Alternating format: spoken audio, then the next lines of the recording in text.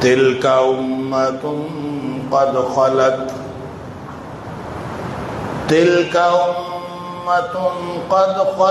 لها ما كسبت لها ما كسبت ولكم ما كسبتم ولا تسألون عما كانوا يعملون۔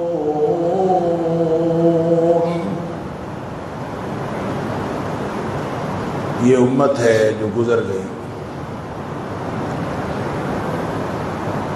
جو کچھ انہوں نے کمایا وہ ان کے لیے ہے، اور جو کچھ تم نے کمایا وہ تمہارے لیے ہے۔ وَلَا تُسْأَلُونَ عَمَّا كَانُوا يَعْمَلُونَ، اور تم سے یہ بات ہرگز نہیں پوچھی جائے گی کہ وہ لوگ کیا کرتے رہے یا ان کے عمل کیسے تھے۔ صدق اللہ العظیم۔ تاریخ اور تاریخ کے واقعات کا تسلسل ہماری زندگی سے جڑی ایک ایسی حقیقت ہے جس سے نہ ہم نظریں چرا سکتے ہیں، نہ ہم اس سے پیچھا چھڑا سکتے ہیں، اور نہ ہی پیچھا چھڑایا جانا مقصود ہے۔ لیکن یہ بات کسی وقت بھی ذہن سے محو نہیں ہونی چاہیے کہ تاریخ ایمان رکھنے کی چیز نہیں ہے، اور جب آپ اللہ کے قرآن پر اور نبی اکرم صلی اللہ علیہ وآلہ وسلم کے فرامین پر ایمان رکھنے کے بعد تاریخ کا معروضی تجزیہ کریں تو تاریخ آپ کو خود حقیقت بتا دے۔ لہذا اس میں سے میں نے پہلے بھی بات عرض کر دی گزشتہ اور اس سے پیوستہ جمعے کے اندر کہ اس میں 3 طرح کے واقعات آپ کو ملے گے جب آپ تاریخ کا تجزیہ کرتے ہیں۔ ایک تو وہ واقعات ہیں جو کتاب و سنت کے مطابق ہیں، وہ سارے کے سارے صحیح ہیں، ان کے غلط ہونے کا کوئی چانس نہیں ہے۔ دوسرے واقعات وہ ہے کہ جو کتاب و سنت کے خلاف، لہذا تاریخ کا ہر واقعہ جو کتاب و سنت کی بنیادی روح کے خلاف ہو یا واضح نص کے خلاف ہو، اس واقعے کے اوپر ایک کتاب لکھی گئی ہو یا تاریخ کی 10 کتابیں لکھی گئی ہوں، بلکہ میں تو یہ عرض کیا کرتا ہوں کہ سینکڑوں اور ہزاروں کتابیں بھی تاریخ کی لکھی گئی ہوں، تو وہ ساری کتابیں پاؤں کی ٹھوکر پر رکھ لینی چاہیے، اس لیے کہ اللہ کا قرآن سچا اور تاریخ کی لکھی ہوئی ساری باتیں جھوٹ۔ تیسری قسم کے واقعات وہ ہیں کہ جن کے بارے میں نہ کتاب و سنت میں کوئی رہنمائی دی گئی ہے، نہ اس کا کوئی تذکرہ کیا گیا ہے، لیکن تاریخ اس کا تذکرہ کرتی ہے، تو اس کے صحیح اور غلط ہونے کے برابر چانسز ہیں، 50-50 چانسز ہیں۔ ہو سکتا ہے وہ صحیح ہوں، ہو سکتا ہے غلط ہوں، لہذا اس کے بارے میں آپ کو بھی اجازت ہے، آپ جو بھی نقطہ نظر رکھنا چاہیں رکھ سکتے ہیں، کوئی حرج نہیں۔ لیکن تاریخ کی کوئی ایسی بات یا کوئی ایسا واقعہ یا کوئی ایسا طرز عمل تاریخ کا جو واضح طور پر اللہ کے قرآن کے خلاف ہو، اس کو آپ اپنے دین کا حصہ بنا لیں، اس سے بڑا اور کوئی ظلم نہیں ہو سکتا۔ مثال کے طور پر یہ بات میں نے بہت تاکید کے ساتھ پہلے بھی عرض کی ہے کہ اللہ کا قرآن کہے کہ صحابی سارے سچے، اللہ کا قرآن کہے کہ ان سب سے اللہ راضی ہو گیا ہے، اللہ کا قرآن یہ کہے کہ یہ ایمان کا معیار ہے، اور تاریخ اگر یہ کہے کہ صحابہ کرام کے ایمان کے اندر کمزوری تھی یا ایمان درست نہیں تھا، یا ان کے دلوں کو خالی از ایمان قرار دے اور مختلف صحابہ کے اوپر مختلف الزامات لگائے، تو اس کا مطلب یہ ہوا کہ تاریخ جو بات کہہ رہی ہے وہ جھوٹ ہے، اس کے اوپر کسی بات پر اعتبار نہیں کیا جا سکتا۔ قرآن کہے کہ اولئک هم الصادقون، یہ سچے لوگ ہیں، اور تاریخ کہے کہ ان میں سے کچھ لوگوں نے جھوٹ بولا تھا، اس کا مطلب ہے تاریخ جھوٹ بولتی ہے، قرآن سچا ہے، تاریخ جھوٹ بولتی ہے۔ لہذا جب ان اصولوں کو سامنے رکھ کے کتاب و سنت پر اپنا ایمان رکھتے ہوئے جب آپ تاریخ کا معروضی تجزیہ کریں گے تو تاریخ آپ کو خود بتا دے گی کہ کیا صحیح ہے اور کیا غلط ہے۔ تو گزشتہ جمعے میں یہ بات، جہاں ہماری بات پہنچی تھی، میں یہ عرض کر رہا تھا کہ حضرت عثمان غنی رضی اللہ تعالیٰ عنہ کے خلاف جو سب سے پہلا عملی اقدام ہوا ہے وہ کوفہ سے ہوا۔ اور کوفہ سے کیوں ہوا؟ جب یزید بن قیس 34 ہجری میں اس نے حضرت عثمان غنی رضی اللہ تعالیٰ عنہ کے خلاف پہلا عملی اقدام کیا ہے، خروج کیا، چند لوگوں کو لے کر اس نے مدینہ کی طرف بغاوت کی، اور یہ کوفہ سے ہوئی۔ اس کی وجہ یہ ہے کہ کوفہ سبائیوں کا مرکز تھا۔ سبائی کون؟ جو عبداللہ ابن سبا نے تو تحریک برپا کی تھی، جو کئی سال مدینے میں رہا، اور اس نے یہ بات سمجھ لی تھی کہ مسلمانوں کو باہر رہ کر نقصان نہیں پہنچایا جا سکتا۔ عمر فاروق رضی اللہ تعالیٰ عنہ جیسا شخص بھی اگر شہید کر دیا جائے تو امت مسلمہ کو کوئی فرق نہیں پڑتا، تو ان کو فرق تب پڑے گا کہ اندر گھس کے ان کو نقصان پہنچایا جائے۔ لہذا باقاعدہ فتنے کے پروگرام لے کر، مسلمانوں کے اندر انتشار کا ایجنڈا لے کر ان لوگوں نے اسلام کا لبادہ اوڑھا، مسلمان نہیں ہوئے، لبادہ اوڑھا، جس کے بارے میں نے عرض کیا تھا کہ بعض لوگوں کا خیال ہے کہ یمن کا یہودی تھا اور اس نے لبادہ اوڑھا، بعض لوگوں کا خیال ہے کہ مجوسی تھا، جو بھی تھا مسلمان نہیں تھا، لیکن اسلام کا لبادہ اوڑھ کر، اہل بیت کی محبت کا نعرہ لگا کر، کیونکہ اس نے سمجھ لیا کہ مسلمانوں کی سب سے بڑی کمزوری نبی اکرم صلی اللہ علیہ وسلم کی ذات اقدس اور ان کا گھرانہ مبارک ہے، لہذا اہل بیت کی محبت کا نعرہ لگا کر یہ میدان عمل میں آیا۔ اسی سے سادہ لوگ مسلمان وہ اس کے چنگل میں پھنس سکتے تھے، پھنس گئے۔ اس نے پہلے اپنا مرکز کوفہ بنایا، وہاں سے نکالا گیا، پھر اس نے اپنا مرکز بصرہ بنایا، وہاں سے نکالا گیا، پھر اپنا مرکز شام بنایا، وہاں سے نکالا گیا، پھر اپنا مرکز مصر بنایا۔ یہ 4 بڑے مراکز تھے سبائیوں۔ لہذا میں نے عرض کیا تھا کہ یہ خطوط لکھا کرتے تھے، 1-2 خطوط نہیں، سینکڑوں اور ہزاروں کی تعداد میں خطوط آتے تھے۔ اور خطوط کیا آتے تھے؟ خطوط یہ آتے تھے کہ امت کے اندر بڑا انتشار ہے، حالات بڑے خراب ہیں، اور امیر المومنین حضرت عثمان غنی رضی اللہ تعالیٰ عنہ کو مطعون کیا جاتا تھا کہ آپ سے کوئی کام نہیں ہوتا، آپ کچھ کر نہیں سکتے، آپ یہ شورش ختم نہیں کر سکتے، شورش بہت ہے، حالات بڑے خراب ہیں۔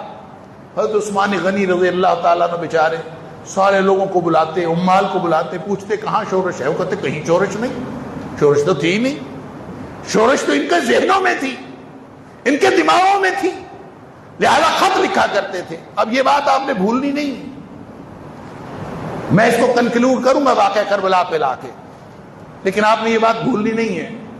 مدینہ میں کیا آتا تھا؟ خط آتے تھے۔ کیا آتا تھا؟ خط آتے تھے، اور سب سے زیادہ خط کوفے سے آتے تھے۔ اور خط کیا آتے تھے؟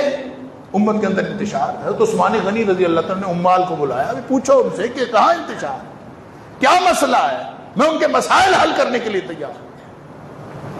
حتیٰ کہ یہ 34 ہجری میں جو یزید بن قیس نکلا ہے، ان کو روک لیا گیا راستے میں، صحابہ نے روک لیا، کہاں جا رہے ہو؟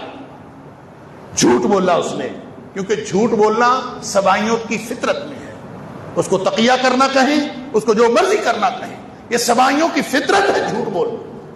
لہذا جھوٹ بولا کہ ہم تو جی امیر المومنین کے پاس ایک شکایت لے کے جا رہے تھے کہ یہ جو کوفے کا والی ہے سعید بن عاص، اس کو تبدیل کر دیا جائے، ہم تو صرف اس لیے جا رہے ہیں، حالانکہ بالکل یہ وجہ نہیں تھی، یہ تو اپنے کسی مقصد کے لیے جا رہے تھے۔ حضرت امیر المومنین عثمان غنی رضی اللہ تعالیٰ عنہ کو چاہیے تو یہ تھا کہ ان کو پکڑ لیتے، گرفتار کر لیتے اور ان کے خلاف کارروائی کرتے کہ تمہیں اختیار کس نے دیا ہے کہ تم وقت کے والی کے خلاف بغاوت کرو؟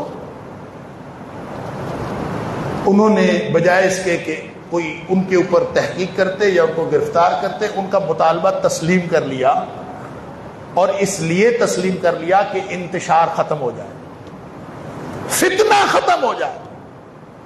لیکن یہ فتنہ ختم کرنا تو ان کا مقصد ہی نہیں تھا، ان کا مقصد تو فتنہ برپا کرنا تھا، اور یہ فتنہ کبھی ختم نہیں ہوا۔ حضرت عثمان غنی رضی اللہ تعالیٰ نے تحقیقاتی کمیشن بھیجے، صحابہ کو بھیجا مدینہ سے، جا کے آپ پتہ کر کے آئیں حالات کیوں خراب ہیں، اور وہ واپس آ کے اطلاع کرتے ہیں۔ اب دیکھ لیں تاریخ ابن کثیر کے اندر بھی یہ ساری باتیں لکھی ہوئی ہیں، تاریخ ابن اثیر الکامل فی التاریخ میں بھی لکھا ہوا، اور تاریخ طبری کے اندر یہ ساری باتیں موجود ہیں۔ انہوں نے آ کے واپس بتایا کہ کوئی مسئلہ ہی نہیں ہے، کوئی سرے سے کوئی شورش ہے ہی نہیں، یہ خطوط جھوٹے ہیں، کوئی بات ایسی ہے ہی نہیں۔ لیکن بہرحال حضرت عثمان غنی رضی اللہ تعالیٰ عنہ کے خلاف جو بھی شورش اٹھی، کوفہ سے اٹھی، یا پھر بصرہ سے اٹھی، یہ عراق کے شہر، یا پھر مصر سے اٹھی۔ اور آپ کو معلوم ہے کہ جس وقت امیر المومنین حضرت عثمان غنی رضی اللہ عنہ کو شہید کیا گیا ہے تو باغیوں کا وفد کہاں سے آیا تھا؟ وہ مصر سے آیا تھا، وہ مدینے کے لوگ نہیں تھے، وہ مصر سے آئے تھے باغی۔ لہذا اس کے اندر بھی آگے کئی تفصیلات ہیں، میں ان کو سکپ کرتا ہوں، ہم تھوڑا آگے بڑھے۔ حضرت عثمان غنی رضی اللہ عنہ کو شہید کر دیا گیا، اور شہید کرنے کے لیے بھی یہ جو باہر سے باغی آئے تھے، یہ سبائی فتنہ، یہی لوگ تھے، ابن سبا خود اس میں شامل تھا۔ ان سب لوگوں نے مدینے کا محاصرہ کیا، نبی حضرت عثمان غنی رضی اللہ عنہ کے گھر کا محاصرہ کیا، 40 دن یہ محاصرہ جاری رہا۔ اس موقع پر جو مخلص صحابہ کرام تھے، جس میں حضرت حسنین کریمین شامل تھے، جس میں حضرت علی رضی اللہ تعالی عنہ شامل تھے، یہ بڑے بڑے جلیل القدر صحابہ کرام مدینہ منورہ کے اندر موجود تھے۔ انہوں نے حضرت عثمان غنی رضی اللہ تعالیٰ عنہ کے گھر کی حفاظت کرنے کی کوشش کی ہے۔ انہوں نے کہا کہ ہم تلواریں نکالتے ہیں، ہم باغیوں کو نکال باہر کرتے ہیں، لیکن حضرت عثمان غنی رضی اللہ تعالیٰ نے فرمایا میں مدینے کی حرمت کو پامال نہیں کرنا چاہتا، میں ان میں سے نہیں ہونا چاہتا کہ جن کے بارے میں نبی پاک صلی اللہ علیہ وسلم فرمایا تھا کہ بڑے بدبخت اور عذاب کے مستحق ہیں وہ لوگ جو مدینے کی حرمت پامال کریں، میں ان میں سے نہیں ہونا چاہتا۔ تو پھر باغی کہتے ہیں آپ سلطنت چھوڑ دیجیے، آپ خلافت چھوڑ دیجیے، باغی کہتے ہیں خلافت چھوڑ دیجیے۔ دو ہی راستے تھے، یا مرنے کے لیے تیار ہو جائیے یا پھر یہ خلافت چھوڑ دیجیے۔ سبحان اللہ، فرماتے ہیں خلافت میں کیسے چھوڑ سکتا ہوں کہ مجھے تو نبی پاک صلی اللہ علیہ وسلم نے فرمایا تھا کہ یا عثمان ان اللہ تعالی یقمصک قمیصا، اے عثمان اللہ تجھے ایک خلعت پہنائے گا، فَإِنْ أَرَادُوكَ عَلَى خَلْعِهِ، اگر ساری دنیا مل کے وہ تیری خلعت اتارنا چاہے، اتارنے کی کوشش کرے، فَلَا تَخْلَعْهُمْ لَهُمْ، نبی پاک صلی اللہ علیہ وسلم نے مجھے منع کیا تھا کہ ان کے کہنے پر وہ خلعت اتارنی نہیں، لہذا نہ خلافت چھوڑنی ہے نہ مدینے کے اندر خون ریزی کرنی، دونوں کام نہیں کرنا۔ اور آپ نے اعلان کر دیا کہ میرا ساتھی وہ ہے جو اپنی تلوار کو اپنی نیام میں رکھے، میں خون ریزی نہیں کرنا چاہتا۔ لہذا نتیجہ کیا ہوا کہ باغیوں نے حضرت عثمان غنی رضی اللہ عنہ کے گھر میں گھس کر آپ کو شہید کر۔ آپ اندازہ کریں کہ مدینے جیسی چھوٹی سی بستی ہو اور اس کے اندر قتل ہو جائے، کون؟ 22 لاکھ مربع میل کا اکیلا خلیفہ، اس کو شہید کر دیا جائے مظلومیت کے عالم، تو اس کے اثرات فضا میں کیا پڑتے ہیں؟ ابھی 20-25 سال پہلے تک، آج کل تو خیر قتل کا مسئلہ ہی کوئی نہیں ہے، 2 4 8 10 قتل ہو جائے تو ہمیں کوئی فرق نہیں پڑتا، 50 سے اوپر جا کے کوئی قتل ہو تو شاید ہمیں تھوڑا بہت فرق پڑتا، یا تب بھی نہیں پڑتا۔ ابھی 20-25 سال پہلے تک میں اپنے بچپن میں 25-30 سال پہلے اپنے دیہات کے اندر قتل کا نام سن لیتے تھے نا کہ وہ 4-6 دیہات دور کسی گاؤں کے اندر کوئی قتل ہوا ہے تو اپنے گاؤں کی فضا بدلی بدلی نظر آتی تھی، پورے حالات خراب ہوئے نظر آتے تھے، پوری فضا کے اندر ایک خاص قسم کا غم اور حزن ہوتا تھا کہ کیا ہو گیا، کسی بندے کو قتل کر دیا گیا. تب انسانیت زندہ تھی اور آہستہ آہستہ انسانیت مرتی چلی گئی. آج تو ہمیں کسی بندے کا قتل اس سے کچھ فرق نہیں پڑتا. تو کیا خیال ہے آج سے 1500 سال پہلے جب خلیفہ وقت کو مظلومیت کے عالم میں گھر میں گھس کے شہید کیا گیا، اس وقت حالات کیا ہو؟ مدینہ کی فضا کیسی ہوگی، مکہ کی فضا کیسی ہوگی، حالات کس طرف جا رہے ہوں گے، صحابہ کرام کے دل کیا کہہ رہے ہوں گے، ان کی آنکھیں کیا کہہ رہی ہوں گی، اس وقت کے حالات کا تجزیہ کریں. میں تو پہلے بھی میں نے عرض کیا، ہمیں تو شکر کرنا چاہیے کہ ہم اس دور میں موجود نہیں تھے. ہم آج بیٹھ کے اس دور کا تجزیہ کر کے حق اور باطل کا فیصلہ کرنا چاہتے ہیں. ہم آج اس دور کا تجزیہ کر کے صحابہ کرام کو برا بھلا کہتے ہیں. قیامت والے دن اللہ کو کیا جواب دیں گے؟ کیا آپ کسی ایسے شخص کے بارے میں، یہ تو ویسے ہی قرآن میں نبی پاک صلی اللہ علیہ وسلم نے فرما دیا کہ جو فوت ہو گیا ہو نا، جیسا بھی ہو، اس کے اچھے اچھے کام یاد رکھا کریں، برے کاموں کی بات نہ کیا کریں. تمہارا مسلمان بھائی فوت ہوا، اس کے بارے میں اس کی اچھی باتیں، اذکروا محاسن موتاکم، اذکروا محاسن موتاکم، اپنے مردے فوت شدہ لوگوں کی، بھائیوں کی جو اچھی باتیں ہیں وہ یاد کیا کرو، بری باتیں یاد نہ کیا. اگر کوئی بری بات ہو بھی تو یاد نہیں کرنی چاہیے. ہم بری بات بنا بنا کے ان کے ذمے لگاتے ہیں. کیا جواب دیں گے قیامت والے دن اللہ؟ حالانکہ تھا ایک فتنہ، اور امت کے اندر فتنہ در فتنہ. اور یہ جو شہید کیا گیا حضرت عثمان غنی رضی اللہ تعالیٰ کو، عبداللہ بن سلام رضی اللہ تعالیٰ نے کہا تھا، جو تورات کے عالم تھے، یہودی عالم دین تھے، بعد میں مسلمان ہوئے. عبداللہ بن سلام رضی اللہ تعالیٰ کا قول اس موقع پر، انہوں نے کہا بہت برا ہوا جو خلیفہ کو قتل کر دیا گیا. کہتے ہیں ہم نے نہیں دیکھا کہ خلیفہ کو قتل کیا گیا ہو اور اس کے بعد 70,000 جانیں ضائع نہ ہو، یہ کبھی ہوا نہیں. لہذا آج اگر خلیفہ کو شہید کیا گیا تو اس کے بعد 70,000 جانیں ضائع ہونے کا خدشہ پھر ہوا. پھر ہم سب نے دیکھا، تاریخ لکھتی ہے کہ اس کے بعد جنگ جمل ہوئی، اس کے بعد جنگ صفین ہوئی، اس کے بعد جنگ نہروان ہوئی. اللہ اکبر، 70,000 کیا، لاکھ سے اوپر لاکھوں مسلمان اور 2 طرفین کے آدمی وہ ہلاک ہوئے یا شہید ہوئے. اللہ تعالیٰ ان شہداء کی شہادت قبول فرمائے، اور جو جس حق کے مستحق ہیں اللہ تعالیٰ ان کے استحقاق کے مطابق ان کے ساتھ ان کا معاملہ کرے. لیکن ہم کون ہوتے ہیں کہ ہم ان کے اوپر فیصلہ کریں کہ کون کیسے تھا؟ لیکن تاریخ آپ کو بتاتی ہے، اگر آپ کا ایمان کتاب و سنت پر ہو تو تاریخ آپ کو بتاتی ہے کہ اصل کنڈی کس نے کھولنی تھی، دشمن کون تھا، اسلام کا لبادہ اوڑھ کے مسلمانوں کو نقصان کس نے پہنچایا، اور فتنہ برپا کرنے والے کون. میں نے عرض کیا کہ یہ فتنہ برپا کرنے والے یہ صرف حضرت علی رضی اللہ تعالیٰ کے ساتھ نہیں تھے. مدینہ کے اندر حالات جو بھی تھے، انہوں نے جا کے حضرت علی رضی اللہ تعالیٰ سے کہا کہ آپ ہمارے خلیفہ بن جائیں. اور بھی صحابہ کرام کے پاس گئے، سب نے انکار کیا، ان حالات میں ہم نے خلافت قبول نہیں کرتے. حضرت علی رضی اللہ تعالیٰ کے پاس 2 دفعہ گئے، 3 دفعہ گئے. پھر انہوں نے دھمکی دی ہے، تاریخ میں پڑھ لیجیے جا کے، انہوں نے دھمکی دی ہے. انہوں نے کہا حضرت علی رضی اللہ تعالیٰ عنہ سے کہ اگر آپ ہمارے خلیفہ نہیں بنتے تو ہم مدینہ کے اندر سر عام خون ریزی کریں گے. پہلے تو ہم نے صرف خلیفہ کو شہید کیا ہے، اب ہم عام خون ریزی کریں گے. اگر آپ ہمارے خلیفہ بنتے ہیں تو ٹھیک ہے، نہیں تو ہم عام خون ریزی کریں گے. حضرت علی رضی اللہ تعالیٰ عنہ نے ان کو روکا.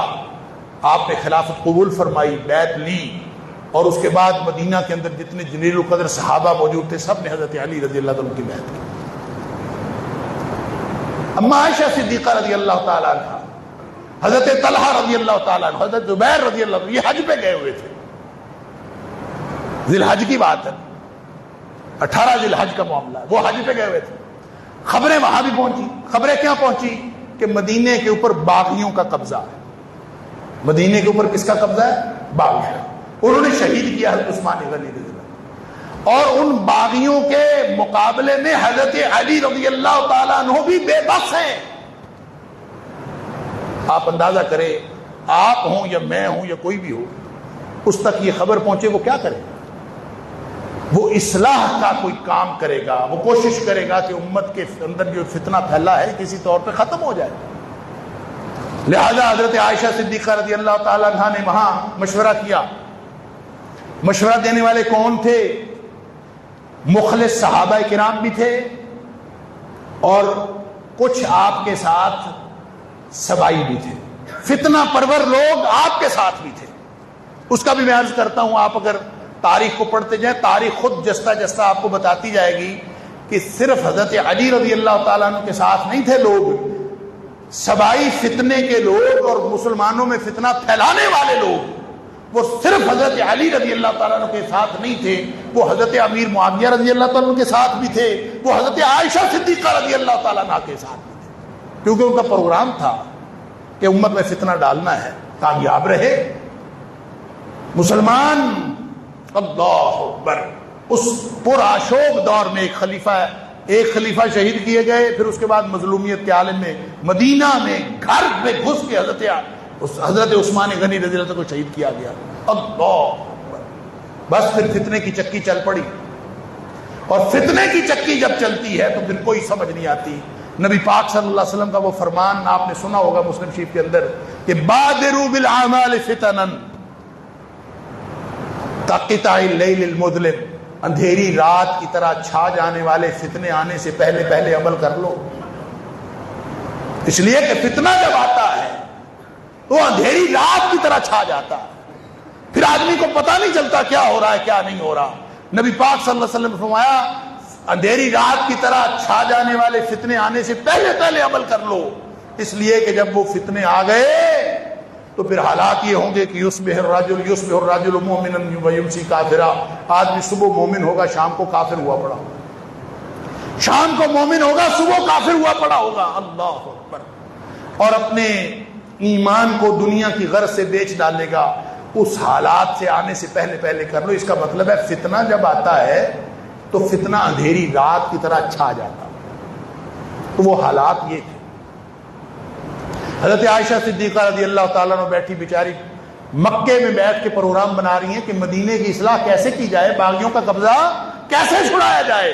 تو کسی نے مشورہ دیا بصرہ کی چھاؤنی وہ زیادہ رچ ہے، وہاں پہ اسلحہ کافی ہے اور وہاں پہ افرادی قوت لی جائے. یہاں سے بصرہ چلیں، بصرہ جا کے افرادی قوت لیتے ہیں، وہاں کی چھاؤنی سے اسلحہ لیتے ہیں، پھر مدینہ جاتے ہیں، جا کے باغیوں کا مقابلہ کرتے ہیں. حضرت عائشہ صدیقہ رضی اللہ تعالیٰ نے بصرے کا رخ کر لی. جس دن یہ چلے ہیں تاریخ یہ لکھتی ہے کہ صحابہ کرام جو جہاں دیدہ قسم کے لوگ تھے ان کو سمجھ آ گئی کہ اما عائشہ جب ایک لشکر کو لے کر بصرہ کی طرف جا رہی ہیں بجائے مدینہ جانے کے، تو اس کا مطلب ہے امت میں فتنہ کوئی اور بھی بڑا ہو رہا ہے. لہذا صحابہ کرام اتنا روئے اس دن کو یوم الخیب، گریہ کا دن کہا گیا. لوگ اتنا روئے تو اس کے دن کا نام یوم گریہ پڑ گیا کہ لوگ نے رو رو کے کہ اب حالات کیا ہونے والے ہیں. اللہ. بہرحال حضرت عائشہ صدیقہ رضی اللہ تعالیٰ آ گئی. میں نے عرض کیا کہ تاریخ خود یہ آپ کو بتا دیتی ہے کہ فتنہ پھیلانے والے صرف حضرت علی رضی اللہ عنہ کے ساتھ نہیں تھے، حضرت عائشہ رضی اللہ تعالیٰ عنہ کے ساتھ بھی تھے. اور اس کا ثبوت تاریخ میں یہ ہے، ایک تو وہ حواب یا حوب والی حدیث جس کے بارے میں اکثر اہل علم کا خیال ہے کہ یہ سندن یہ روایت درست نہیں. میں یہ عرض کر رہا ہوں کہ ہم تو تاریخ کو سندن ساری کو ٹھیک نہیں سمجھتے، ہم تو صرف اس تاریخ کو صحیح سمجھتے ہیں جو کتاب و سنت کے مطابق ہو. لہذا یہ واقعہ حوض کے چشمے والا واقعہ درست ہو یا نہ ہو سند کے اعتبار سے، لیکن یہ آپ کو تاریخ کا رخ بتاتا ہے، معروضی تجزیہ کرنے میں آپ کی مدد دیتا ہے کہ اس وقت حالات کیا تھے، حالات کا جائزہ لینے میں آپ کو مدد دیتا ہے. ہوا یہ کہ جب جا رہی تھی تو راستے میں ایک جگہ پہ پڑاؤ کیا،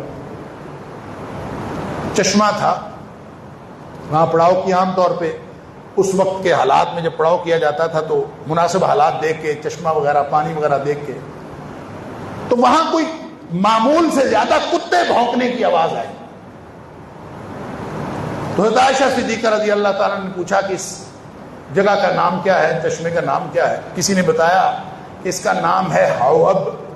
حواب یا حواب، حواب کا چشمہ. فرماتی ہیں کہ مجھے بات یاد آ گئی کہ مجھے نبی پاک صلی اللہ علیہ وسلم نے فرمایا تھا کہ عائشہ تم ان لوگوں میں سے نہ ہونا جن کے اوپر حواب کے کتے بھونکیں گے. فرماتی مجھے بات یاد آئی اور اماں عائشہ نے پروگرام بنا لیا واپس چلتے، واپسی کا پروگرام بنا لیا.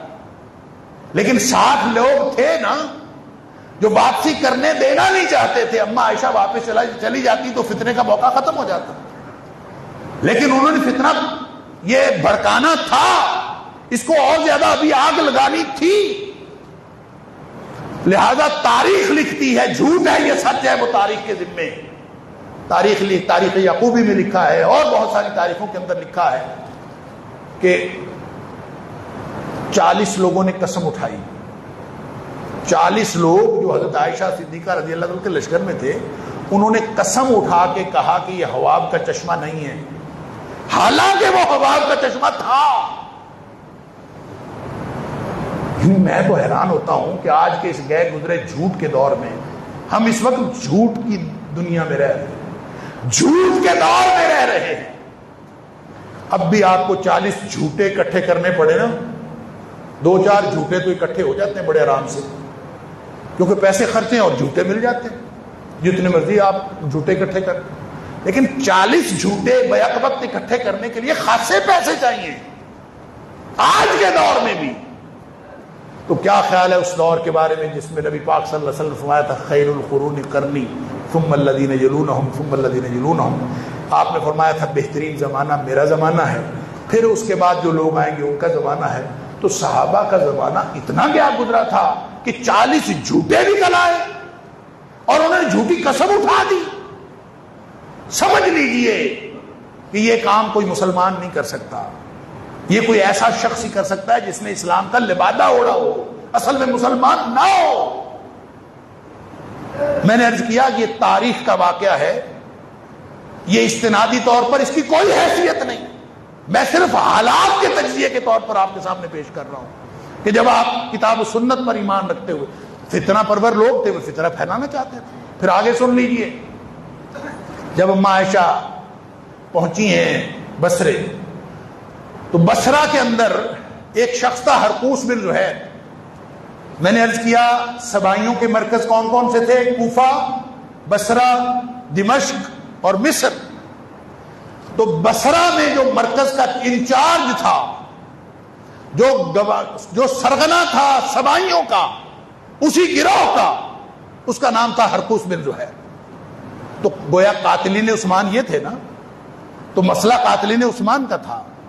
حضرت عائشہ صدیقہ رضی اللہ تعالیٰ عنہا نے وہاں جا کے حرقوس بن زہیر کو گرفتار کر لیا. اب ذرا سمجھیں، حرقوس بن زہیر گرفتار ہوا، یہ قاتلین عثمان میں سے ہے. جھگڑا تو قاتلین عثمان کا تھا ہی نہیں، جھگڑا تو فتنہ پرور لوگوں کا تھا، فتنہ اور فساد پھیلانا، فسادی فساد پھیلانا چاہتے تھے اور کچھ نہیں تھا. اما عائشہ صدیقہ رضی اللہ تعالیٰ کے لشکر نے حرقوس بن زہیر کو گرفتار کیا. اما عائشہ کے لشکر سے، یہ تاریخ لکھتی ہے کہ آپ کے لشکر سے 6000 لوگ نکل کے باہر کھڑے ہو گئے، 6000. اور انہوں نے کہا کہ آپ حرقوس بن زہیر کو رہا کریں وگرنہ ہم آپ کے خلاف لڑیں گے. کمال نہیں ہوگی؟ یعنی ہم سمجھتے ہیں شاید صرف قاتلین عثمان کا مسئلہ تھا. بھائی یہ تو ایک عالمگیر فتنہ تھا، اور اما عائشہ صدیقہ رضی اللہ تعالیٰ مجبور ہو گئی اور آپ کو حرقوس بن زہیر کو رہا کرنا پڑا. یہی وجہ ہے کہ جب جنگ جمل میں فوجیں آمنے سامنے ہوئی، حضرت علی رضی اللہ تعالیٰ ادھر سے آ گئے، روکا گیا ان کو. اس کی بھی بڑی تفصیلات ہیں. عبداللہ بن سلام لگام پکڑ کے حضرت علی رضی اللہ تعالیٰ عنہ کے گھوڑے کی کافی دور تک آئے اور ان کو کہتے رہے کہ امیر المومنین آپ باہر نہ جائیں، اس لیے کہ آج اگر آپ مدینہ سے باہر نکل گئے تو آپ کبھی دوبارہ واپس مدینہ نہیں آ سکتے۔ وہی ہوا، حضرت علی رضی اللہ تعالیٰ عنہ واپس کبھی مدینہ نہیں گئے، نہ جا سکے، اس لیے کہ جب آپ وہاں سے نکل آئے تو پھر بعد میں آپ کو کوفے کو اپنا دارالخلافہ بنانا پڑا۔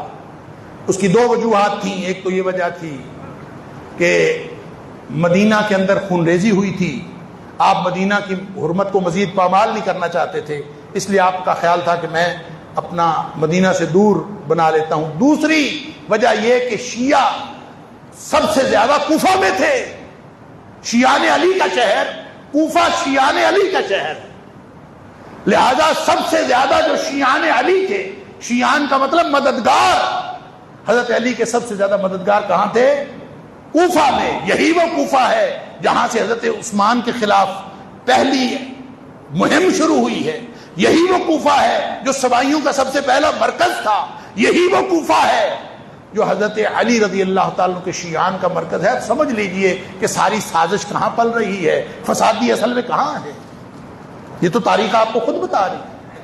پھر آگے سن لیجئے، جب حضرت یہ جنگ جمل کے لیے فوجیں آمنے سامنے ہو گئیں، صحابی درمیان میں آئے، قعقاع بن عمر رضی اللہ تعالیٰ عنہ اور صحابی، انہوں نے آ کے طلحہ اور زبیر کو سمجھایا، ادھر حضرت علی کو سمجھایا، وہاں حضرت طلحہ اور زبیر کو سمجھاتے ہوئے، حضرت عائشہ کو سمجھاتے ہوئے جو سب سے بڑی دلیل انہوں نے دی تھی، انہوں نے کہا کہ اللہ کے بندو تم حضرت علی کی بیعت کرو، حضرت علی کے ہاتھ مضبوط کرو،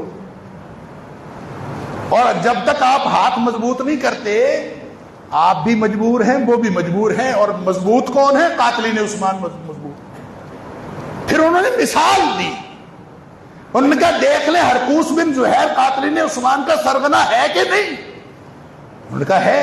انہوں نے کہا آپ کو چھوڑنا پڑا کہ نہیں؟